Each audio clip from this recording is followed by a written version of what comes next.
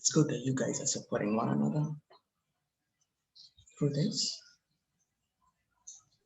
Yes. Hi. Hello, everyone.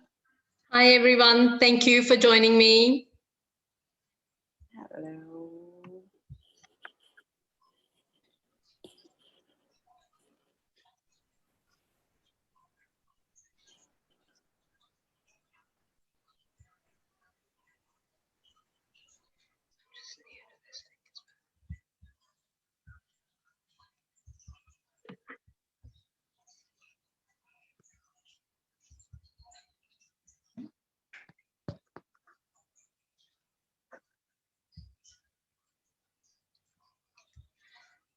Right, I have an observer as well. Can you guys hear me? Yeah, of course. Yeah. Okay, I have an observer as well here. Her name is Julia Ninjoim. Can you see her? No. No, not yet. Hi, everybody. Oh, okay. Yeah. Hi. I will just wait for others to join in. It's still 2 minutes and then we'll start off the presentation. Are you able to see my presentation? Mhm. Yes. Yeah. Yeah, excellent.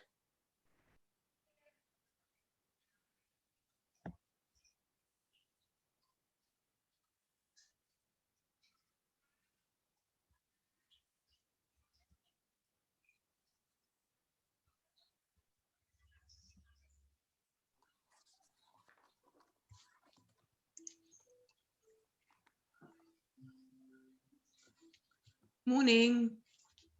Hello. Hi, Sylvia. Good morning. Hi, Quiet. Sylvia. Thank you for joining us. Just saying good morning. Quiet. Hi, everyone. Hello. How are we going on a Sunday? Hi.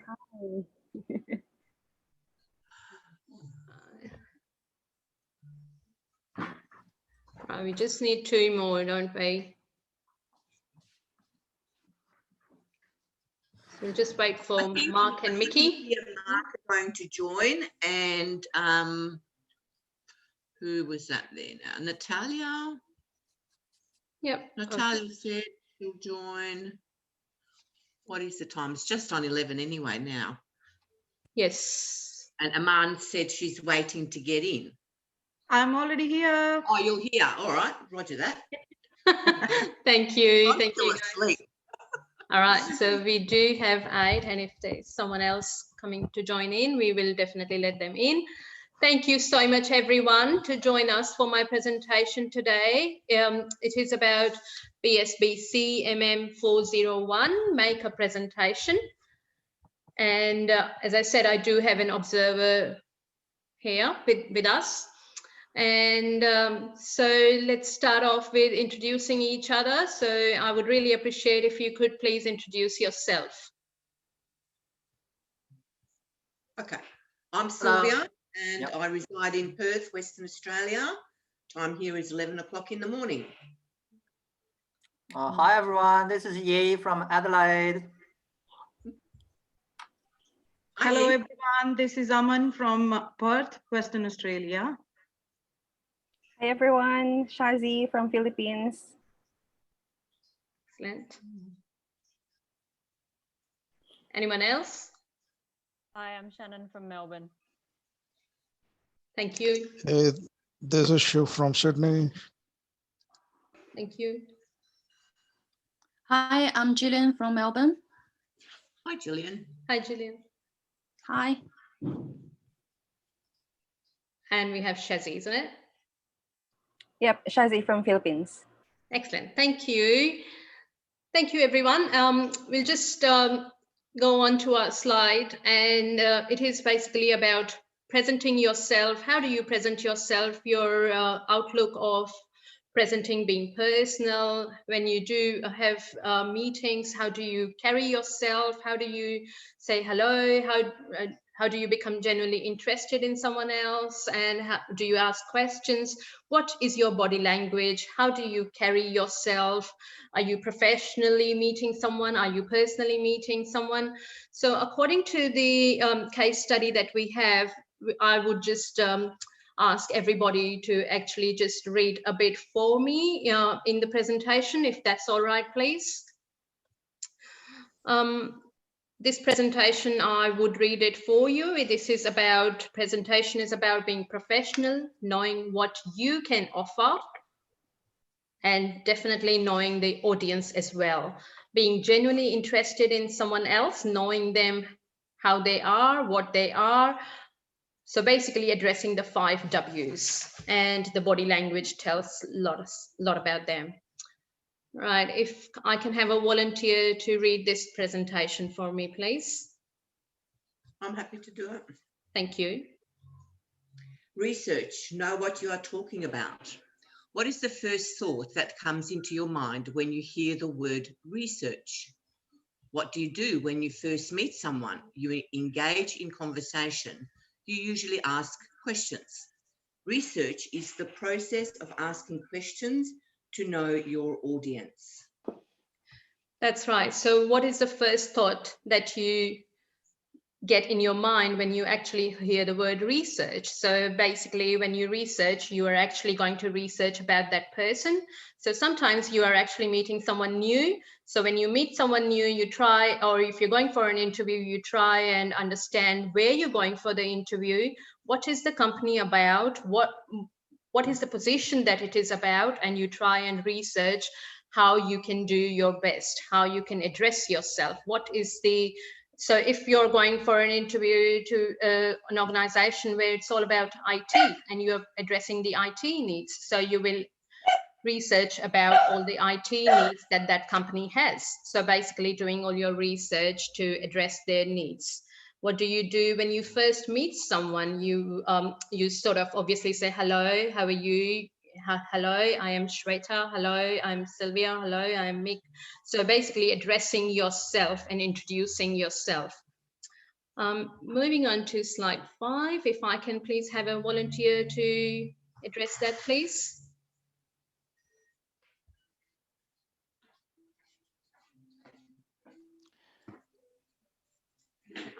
I can do Shweta. Thank you. Identify the target audience. Find out as much as you can about the people who will attend your presentation. The characteristics of the audience determine how you structure and deliver the presentation. Its length, the resources required, and the presentation strategies you use. Some characteristics may lead you to seek advice and support from specialists such as language literacy and numeracy specialists, or organizations with expertise in working with different cultures or with learners who have special needs. That's right. Thank you so much for reading that for me. So basically, as our case study, which we are addressing here, has already given us that LLN needs of those people who are actually attending our presentation. So basically, what we are addressing is the reading, the oral communication, and the other issues that the candidates have. So basically, we have to actually do the research. That is what we would be doing the research before the presentation. Who is your audience? What are we going to address? Do we need to go slowly, talk slowly? Do we need to address the visual needs? Do we need to give them a dictionary? What is it that we can address to make the presentation smooth? Sometimes when we are doing the presentation, we have to actually talk slowly because the other person cannot understand us. So basically, I would actually appreciate if you can't understand me, just raise your hand and say, you're just going too fast, please. Can you slow down? So basically just as simple as that, because every one of us come from different countries. We have a bit of accent as well sometimes, and we can't understand. Yeah, so basically knowing what the audience cannot understand and can understand, because it's sometimes easier to say, yes, I understood you. And then at the end of the day, oh, what did she say? So basically, trying to understand what the audience needs are. Thank you. If I could have a volunteer to read this one for me, please. Can do Come it. on, Mark. Thank you. What? Going on? Characteristics of an ideal presentation. Brief. Set a time limit if the topic is large. Split it up and change speakers every 10 to 20 minutes. Effective. To clearly communicate the message, use storytelling and evoke emotions. Engaging. Get to know what interests and motivates your audience. Visually rich. Make visually rich presentations. Thank you. So basically, when the presentation is large, it's recommended that you actually divide the presentation in 10 or 20 minutes so that basically you're dividing the session, like even our unit of competencies. That is why they are actually divided into performance criteria and elements. And so we actually divide them in sessions so that we are not actually overwhelming the audience with too much information at one go. So it's always to actually, it's recommended to actually divide the presentation into bits and pieces so that it's not going to be too much for us to download. And basically clear communication is what is appreciated. If you could actually understand the other person, that is obviously effective communication. And engaging. So if I have open-ended questions or closed-ended questions, basically there is a bit of difference where you are actually, if you're just saying, okay, did you understand me? And you say yes, then that's basically end of the conversation there. But if I have actually asked you a bit of questions from that presentation, that actually tells me, yes, you did understand. Whereas a yes or no will probably not answer whether you did understand or not. Sometimes we are just too shy to say, oh no, I did not understand. So that is probably why most of us actually get the assessments, because so that to actually know that, yes, the other person has understood our presentation. And make the presentation visual rich. I personally feel that the presentation, if has got more of diagrams or more of visual charts or, some photos or some charts, it actually makes the other person, it makes the presentation easier to understand for all of us. Thank you. Moving on to presentation number, slide 7. If you could please, someone can read for me, please. Yep, so I can read it. Thank you. Presentation delivery strategies. First is oral presentation, computer presentations, visual aids, music in presentations, sound effects in presentations. Thank you. That is basically understood by itself, I think. Doesn't need much of understanding there. We'll move on to slide 8. So basically speaking skills for oral presentations. Can someone read that for me, please? I can do this one. Thank you. Speaking skills for oral presentations. The first one is tone. Tone is the expression and feeling in the speaker's voice. The tone helps keep listeners interested and can help them form an emotional reaction to the speech. The tone should match the content of the speech. For example, a serious subject should have a serious tone, but a speech meant to entertain should have a fun, happy tone. And pace. Pace is the speed of your speech. A good pace should be not too fast, but not too slow. A speaker's words should be slow enough to be easily understood, but fast enough that the speech flows at a steady rate. And volume. Volume is how loud a speaking voice is. It is important to speak loudly enough for people to hear your words clearly at the back, but not so loud that it is distracting for the audience. Thank you so much. So basically, we will cover that in more of the present slides coming in forward. But basically, the tone is, again, as I said, if you're talking too high or talking too low and the other person can't hear you, or the pace is basically if I'm like going too fast and not letting the other person giving a chance to actually speak or interrupt me, that is not like oral presentation communication. Basically it's not two-way communication, then it is just one way. All right, I'm done, I've talked, that's it, done for the day, you don't get a chance to talk. Okay, so that's not what we call as oral presentation skills. So basically it is two-way communication. You pause after you've spoken so that the other person can talk, and you just don't carry on as if you're reading a paragraph or something. All right, I'm done for the day. So yeah, basically maintaining your pitch, maintaining your pace and the volume. Obviously, you know, sometimes it's just called as manners. You know, if you're just talking too high pitch with your supervisor or with your colleagues, or that's called as rude, that's being rude. And yeah, so maintaining your tone, volume and pitch is very important when you are doing your presentation skills. Thank you. If someone could read the slide 9 for me, please. I can. Thank you. Computer presentations. Advantages of using computer presentations. The software is easy to use. This type of presentation is relatively inexpensive to prepare and present. Presentations can be used on multiple platforms: face-to-face, LMS, social networking. You can revise and reuse the files. Artwork, animation, diagrams, audio, or video can easily be integrated into this type of presentation. Thank you so much. So basically, there are a few kinds of presentations that we do, and one of them is computer presentation. So for few people, computers are easy to use. For few people, computer presentations are hard, whereas if they are actually supposed to write everything down and then present it in a paperwork, it's easier.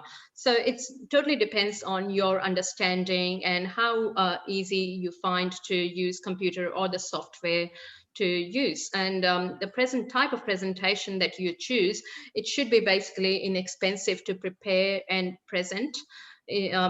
It can be on the multiple platforms. You can do either face-to-face or social networking, or these days where we have social Facebook and Instagram presentations people do, and then you can always revisit your files. That's the only benefit that you have with computer presentations, that you can store them easily, and then revisit those presentations. You can reuse them, and you can actually get a lot of artwork, animations from the internet. You can download those. Whereas if you're doing paperwork presentation, you have to draw it yourself and you have to do all that work yourself. If you could, someone could read presentation slide number 10 for me, please.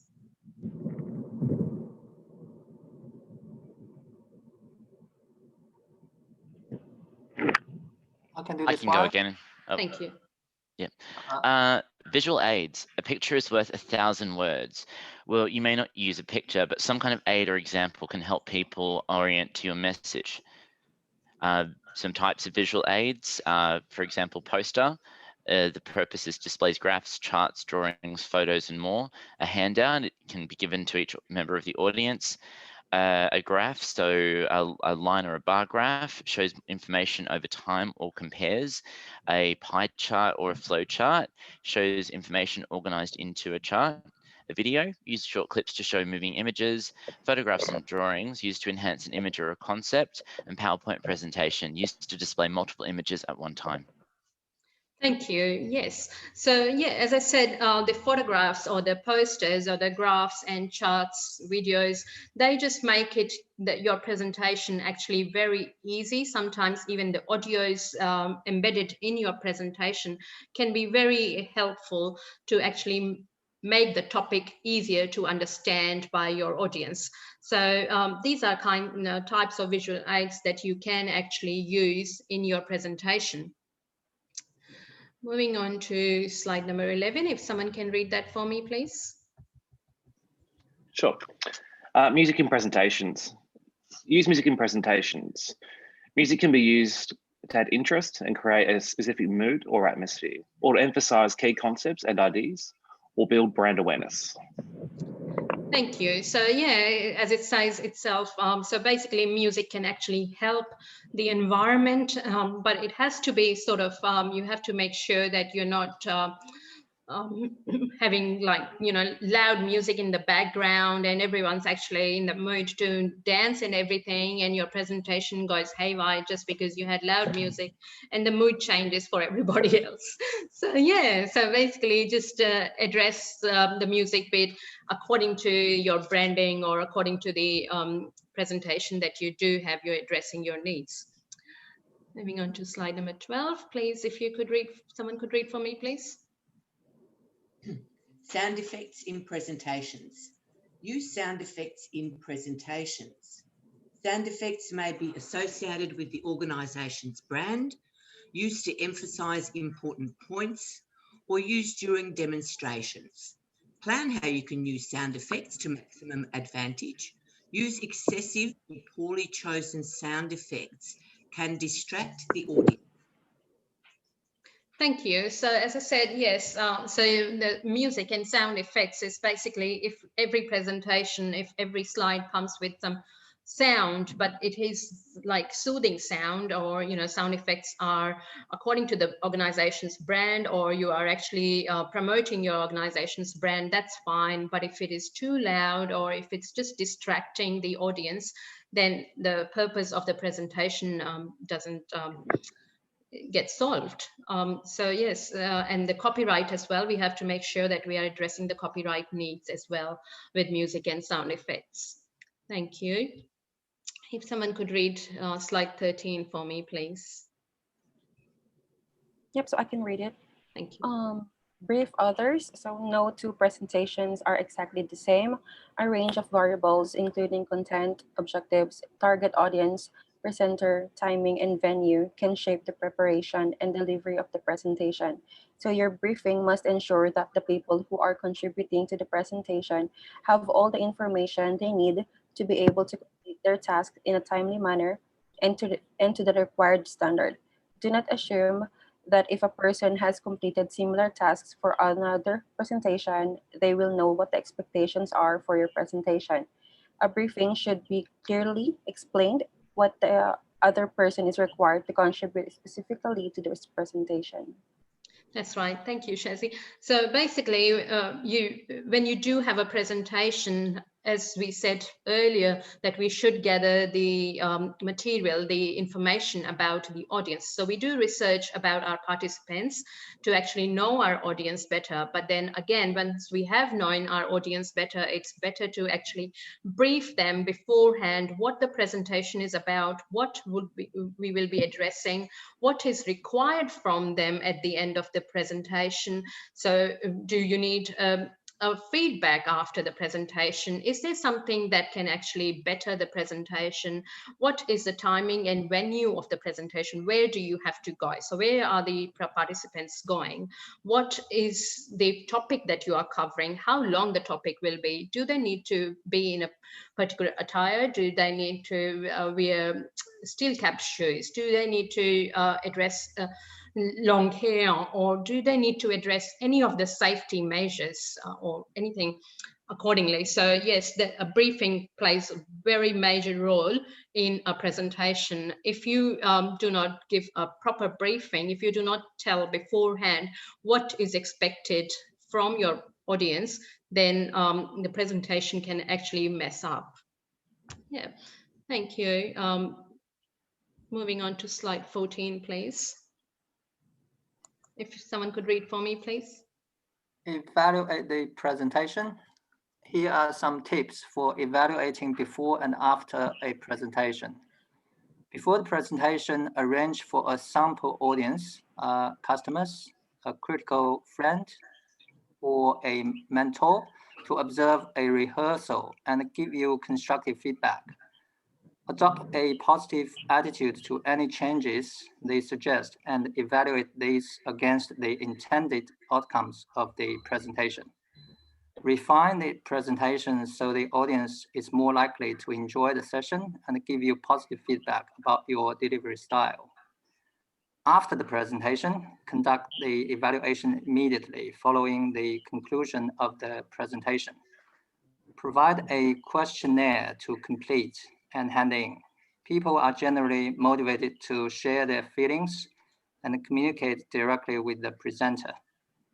Immediate post-presentation evaluation is likely to receive a greater number of responses than evaluations conducted at a later stage. Thank you so much. So basically evaluating the presentation, I did send my presentation already to you guys as well and to my observer as well. So basically you have to evaluate your presentation, whatever the presentation that you are actually going to address.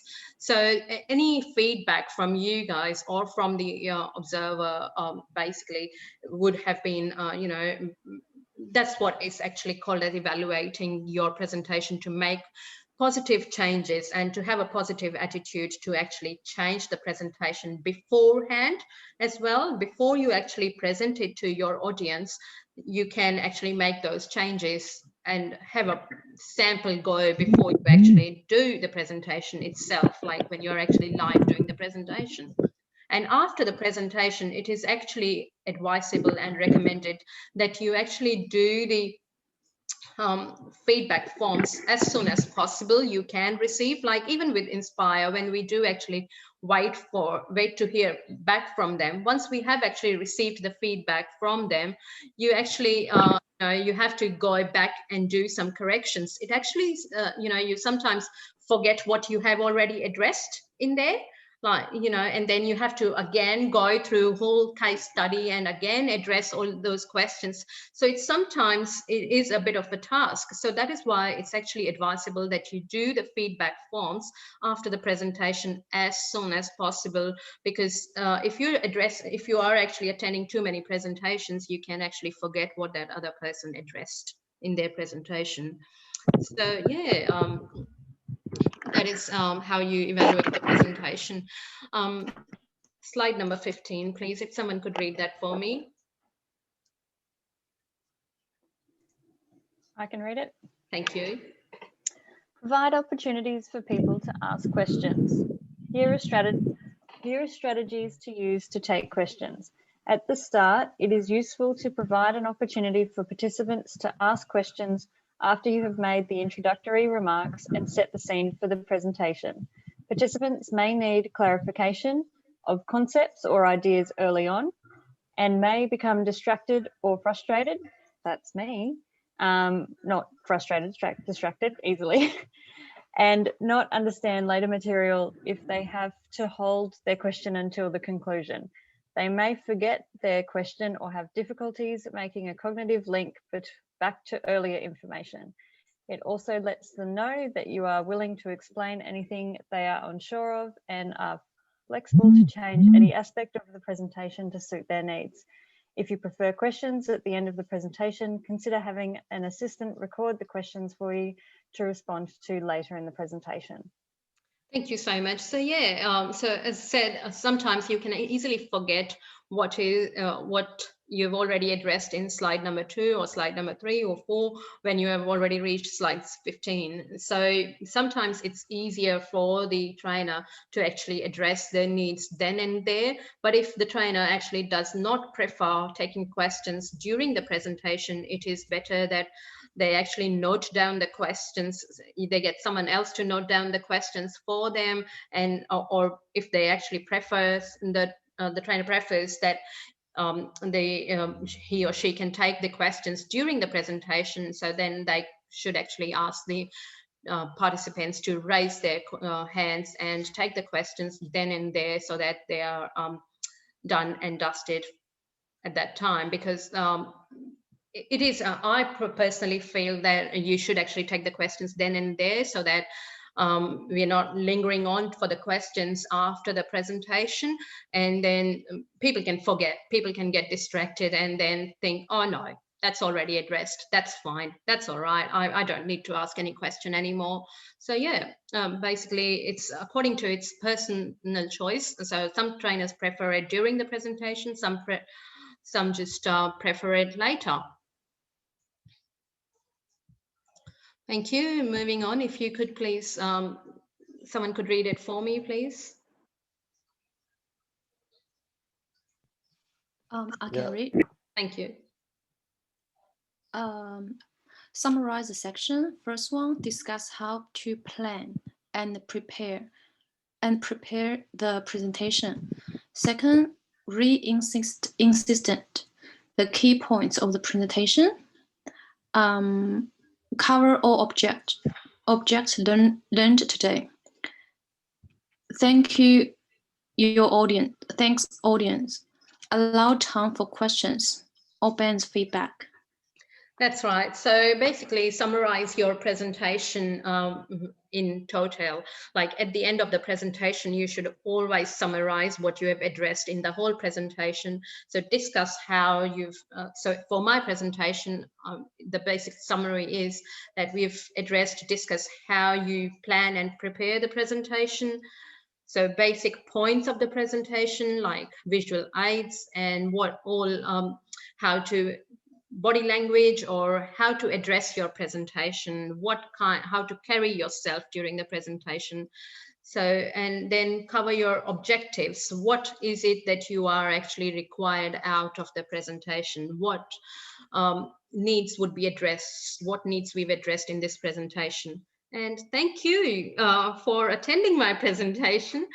And are there any questions? All good. No. No questions. Well done. All Thank good. you Sudhir. so much. Thank you. Yeah. Thank you so much for attending my presentation, everybody. If you could please fill the feedback form. And again, thank you so much. Thank Well done. you. Thank you. Well Thanks, done. Shweta. Great Thanks, presentation. Shweta. Thank Well you. done. Thank you. Nice Thank to see you. you all. Have a great day. You too. All right, Thank you so bye, much. Soph. Bye, everyone. Bye. Are you emailing the form through, Shweta? Yes, I will be emailing them shortly. Excellent. Thank you. See Thank you so later. much once again. Thank you. Bye. Have a good Sunday.